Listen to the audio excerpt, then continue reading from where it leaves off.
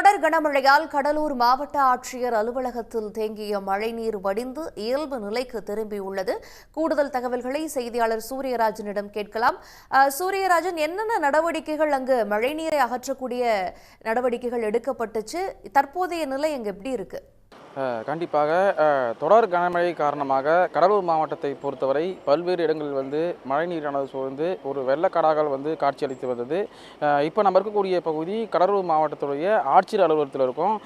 நேற்று தினத்தில் இப்போ பார்த்தோம் அப்படின்னா இந்த கடலூர் மாவட்ட ஆட்சியர் அலுவலகம் முழுவதுமாக மழைநீர் சூழ்ந்து ஒரு மிகப்பெரிய ஒரு பாதிப்புக்கானது உள்ளானது. ஆனால் இன்றைய தினத்தில் பார்த்தோம் என்றால் இந்த மாவட்ட ஆட்சியர் அலுவலகத்திலிருந்து தண்ணீரானது முழுமையாக வெளியேறியப்பட்டு வழக்கம் போல இயல்பு நிலைக்கு மாவட்ட ஆட்சியர் திரும்பிருக்கு அப்படின்னு நம்ம சொல்லலாம். குறிப்பாக சொல்ல வேண்டும் என்றால் கிருஷ்ணகிரி மாவட்டத்திலுடைய பெய்த ஒரு கனமழையின் தாக்கம் காரணமாக தான் கடலூர் மாவட்டத்தில் மிகப்பெரிய ஒரு பாதிப்பு உள்ளாக்கியுள்ளது.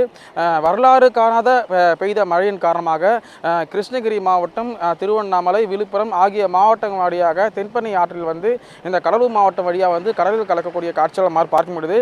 கடந்த 2-3 நாட்களாக இந்த கடலூர் மாவட்டத்தில் இருக்கக்கூடிய தென்பெண்ணை ஆற்றில் வெள்ளப்பெருக்கு ஏற்பட்டு இந்த கடலூரிலிருந்து புதுச்சேரி செல்லக்கூடிய தரைப்பாலம் என்பது முற்றிலுமாக தண்ணீரில் மூழ்கிறது. மேலும் கடலூரிலிருந்து புதுச்சேரி செல்லக்கூடிய ஒரு மேம்பாலமும் மழையால் முழுமையாக சூழ்ந்து ஒரு போக்குவரத்து என்பது முற்றிலுமாக தடை செஞ்சிருக்காங்க. மேலும் இங்கே கடலூர் பகுதியில் கூடிய மக்களுக்கு அவங்கள்ட்ட பேசுவோம். சார், இந்த கடலூர் பகுதியிலிருந்து புதுச்சேரி செல்லக்கூடிய சாலை எப்படி இருக்கு? இங்கே மாவட்ட ஆட்சியர்களுடைய நிலைமை எப்படி சார்?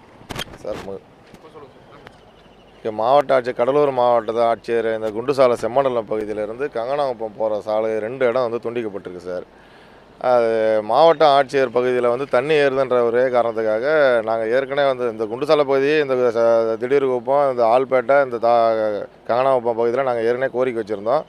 இந்த மாவட்ட ஆட்சியர் பகுதியிலையும் சரி, இந்த வழியாக உள்ளே போகுது ஏர்லாம் ஸ்கூல் வழியாக அந்த ஸ்கூலு நாங்கள் 3 பள்ளிகள் இருக்குது சரிங்க, அது வழியாக பாதிக்கப்படும் நாங்கள் கோரிக்கை வச்சுருந்தோம். அதுக்கப்புறம் முதலமைச்சர் அவர்கள்ட்டையும் நம்ம அப்புறம் வேளாண்மை துறை அமைச்சர்கள்ட்டையும் கோரிக்கை வச்சதுனால இங்கே தற்காலிகமாக ஒரு 140 மீட்ரு, அதாவது அணையை உயர்த்த சொல்லி கேட்டிருந்தோம். இப்போ ஒரு 140 மீட்டர் அளவுக்கு மட்டும் உயர்த்தினாங்க. இங்கே ஏற்கனவே ஒரு பேருந்து நிலையம் இருந்து அதில் போன 2021 அடிச்சிட்டு போயிடுச்சு. அதுக்கப்புறம் நாங்கள் கோரிக்கை வச்சதுக்கப்புறம் வேளாண்மை துறை அமைச்சர்கிட்ட கோரிக்கை வச்சதுக்கப்புறம் அதுக்கப்புறம் இங்கே ஒரு 140 மீட்ரு, அதாவது ஒரு 7 கோடி ரூபா பட்ஜெட்டில் ஒரு அணையை உயர்த்தினாங்க. ஆனால் இது தற்காலிகம் தான். இது நம்ம கிட்டத்தட்ட பார்த்திங்கன்னா இதில் ஒரு 1.5 கிலோமீட்டர் அளவுக்கு பாலத்தை அணையை உயர்த்தணும்னு சொல்லி நாங்கள் கோரிக்கை வச்சுருக்கோம். அதுதான் நிரந்தர சொல்யூஷனாக இருக்கும். இது பார்த்திங்கன்னா இப்போ கலெக்டர் ஆஃபீஸை அவருக்கு ஆட்சியர் அலுவலகத்துக்கு உள்ளே தண்ணி போகாத அளவுக்கு ஒரு தற்காலிக தான் இது 140 மீட்ரு அணை. ஆனால் அப்படின்னு பார்த்தோன்னா அது 2021 இதை விட கம்மியாக வந்தது. இப்போ அதோட 2 மடங்கு வந்ததுனால இப்போ தாழ்வான பகுதின்னு பார்த்தோன்னா சாவடி, குண்டுசாலை, தனலட்சுமி நகர், திடீர்குப்பம், கேடிஆர் நகர், எம்ஜிஆர் நகர், ப்ளஸ் அப்புறம் ஃப்ரெண்ட்ஸ் நகர், நடேச நகர், குமரப்ப நகர், இந்த பகுதியில் கிட்டத்தட்ட பார்த்திங்கன்னா ஒரு 2000 குடும்பங்கள் இதில் பாதிக்கப்பட்டிருக்கு. இப்போ அவங்களுக்கு தற்காலிகமாக ஒரு முகாம் நேற்று நைட்டு, ஏன்னா ஒரு விடிய காலம் எங்களுக்கு 3 மணிக்கு தான் தண்ணி வந்ததே தெரியும். அதுக்கப்புறம் எல்லோரையும் நாங்கள் மக்கள் எல்லாத்தையும் நாங்கள் விழிப்புணர்வோடு எடுத்துகிட்டு போய் முகாமில் தங்க வச்சுருக்கோம். அப்புறம் அமைச்சர் அலுவலர்கள் எல்லாமே உணவுலாம் எல்லாமே தற்காலிகத்துக்கு ரெடி பண்ணி கொடுத்துருக்காங்க. அவங்களுக்கு அங்கே தங்கியிருக்கவங்களுக்கு ஏதாவது நிவாரணப் பொருட்கள் கேட்டுக்கிட்டு இருக்காங்க. ஏன்னா எல்லாமே பாதிக்கப்பட்டிருக்கு சார். ப்ளஸ் எங்களுக்கு சாவடியில் ஒரு டர்ன் இருக்கும் சார், 1.5 கிலோமீட்ரு.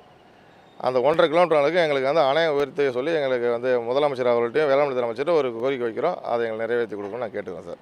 சார், தொடர் மழை காரணமாக மாவட்ட ஆட்சியர்களும் தண்ணியில் மூழ்கிடுச்சு. இன்றைக்கி இயல்புக்கு திரும்பலாலும் கூட இங்கே கடலூரில் மற்ற பகுதியில் பாதிப்பு எந்த அளவு இருக்குது சார்? மற்ற பகுதியில் பார்த்தீங்கன்னா வீடு ஃபுல்லாகவே முழுங்கிடுச்சு சார். மக்கள் அவசரமாக வெளியேறும்போது அவங்களால ஒரு ட்ரெஸ்ஸு, ஒரு நகை, ஏதாவது பணம் எதுவுமே எடுக்காமல் எல்லாமே போய் கேம்பில் போய் தங்கிட்டாங்க.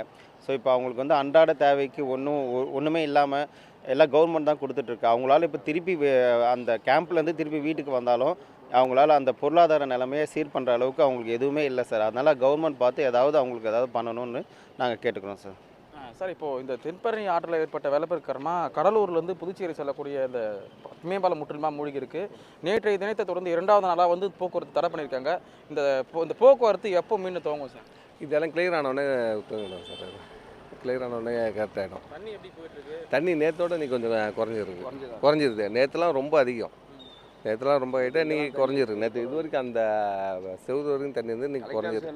கலெக்டர் ஆஃபீஸில் நீங்கள் குறைஞ்சிருக்கு. அதாவது கடலூர் மாவட்டத்தை பொறுத்தவரை தொடர்ச்சியாக பெய்த கனமழையின் காரணமாக பல்வேறு இடங்கள் வந்து மழைநீர் சூழ்ந்து ஒரு வெள்ளக்காடாக காட்சியளித்தது. இருந்தாலும் கூட மாவட்ட ஆட்சியர் அலுவலகத்தை பொறுத்தவரை நேற்று தினத்தில் வந்து மழை தனியாக சூழ்ந்தாலும் கூட இன்றைய தினத்தை பொறுத்தவரை இந்த மழைநீரானது முழுவதுமாக வெளியேற்றப்பட்டிருக்குது. இருந்தாலும் கூட கடலூர் மாவட்டத்தை பொறுத்தவரை பல்வேறு இடங்கள் வந்து மழைநீரானது தற்போது வரை வெளியேற முடியாமல் வந்து பல்வேறு பிரச்சனையை சந்திச்சா சொல்லிட்டு மக்கள் நம்ம தெரிவிச்சிருக்காங்க. இந்த கடலூரிலிருந்து புதுச்சேரி செல்லக்கூடிய இந்த தரைப்பாலமும் சரி, அதேபோல் கடலூரிலிருந்து செல்லக்கூடிய ஒரு மேம்பாலமும் சரி, இரண்டுமே வந்து பொது போக்குவரத்து துண்டிக்கப்பட்டிருக்காங்க. ஏனென்றால் இந்த தென்பெண்ணை ஆற்றில் ஏற்படக்கூடிய வெள்ளப்பெருக்கு காரணமாக தான் வந்து எந்த ஒரு அசம்பாவிதம் ஏற்பட வந்து காவல்துறையை வந்து மாவட்ட நிர்வாகம் வந்து ஒரு முன்னெச்சரிக்கை நடவடிக்கையிருக்காங்க.